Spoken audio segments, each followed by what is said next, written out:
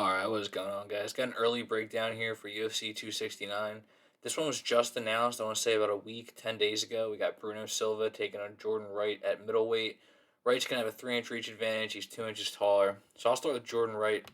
Was last scheduled to face Julian Marquez. That one got scratched, which sucks. I was really looking forward to that fight, but he's back in there with Bruno Silva now, who also fought on that last card that he was supposed to be on. So pretty quick turnaround for Silva, and he fought Andrew Sanchez on that one.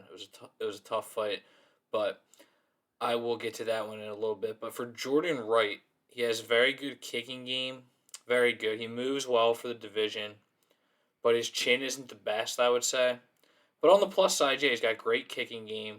He doesn't always set them up very well. Like he landed a great kick against Ike Villanueva. I know it was some type of head kick. I can't remember off the top of my head exactly what it was, but it was just no setup. It was really nice, and he landed it. Then he gets into the clinch, lands heavy knees, which were very heavy, and that fight ends up being a doctor stoppage. Villanueva had a really bad cut over his eye. And so he gets that W, and then he fights Joaquin Buckley after Buckley was just coming off that crazy knockout against Impa Kasanganay, so all the hype was on him. He basically gets KO'd at the end of the first, like he was toast, out on his feet more or less, and then he comes back in the second and just doesn't get very far, less a few seconds into the round, gets taken out, knocked out pretty badly. But yeah, then he wins against Jamie Pickett. Jamie Pickett just picked up a win. I think he was kind of fighting for his job, but Pickett just kind of shot for a takedown, and Wright just went crazy on elbows, gets that one done. So not much to learn from that one, other than Jamie Pickett just kind of fucked himself there. But yeah, the other fight of note for Jordan Wright on the Contender Series, he got KO'd in the first round by Anthony Hernandez, though Hernandez popped for weed, so it counts as a no contest, but it needs to be noted that he did get knocked out pretty badly in that one. And the thing I don't like about Jordan Wright's game is he doesn't seem to handle pressure well at all. And a guy like this, whose game is pretty much all kicks, you cannot be in that type of situation. You can't be getting backed up all the time. And once he does get backed up, his chin isn't the best. Like, once you land a clean shot or two, he's going to be falling back. And this is not a guy to do that against. So Silva, like I was saying, coming off a tricky fight with Andrew Sanchez, and it really showed the flaws in this guy's game, which were a little bit more pronounced than I thought. But it's definitely the ground game. He's not a very good submission defender. He's been submitted a few times in his career. And in that one, he just got out wrestled badly, lost the first two rounds pretty handily.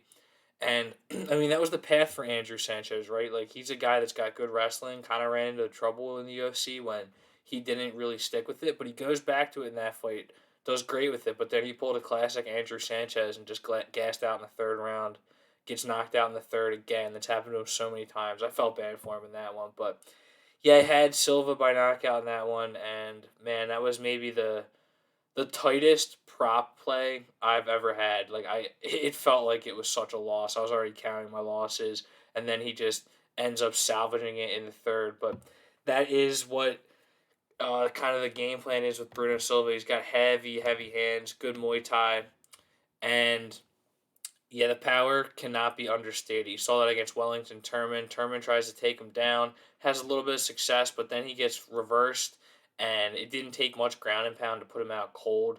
So, like I was saying, Bruno Silva, the power bar is very high, probably one of the heavier hitters in this division, and I think he's definitely going to be live for a knockout here.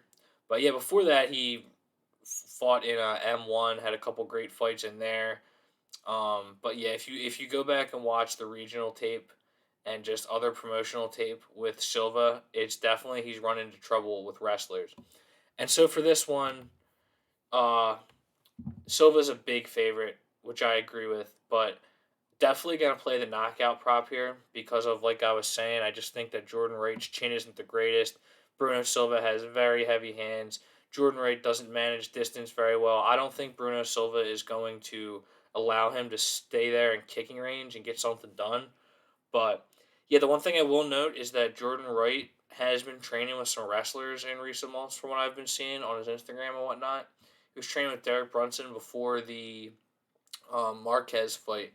So it wouldn't surprise me if he does try to wrestle, especially given how much Silva has kind of been exposed for that.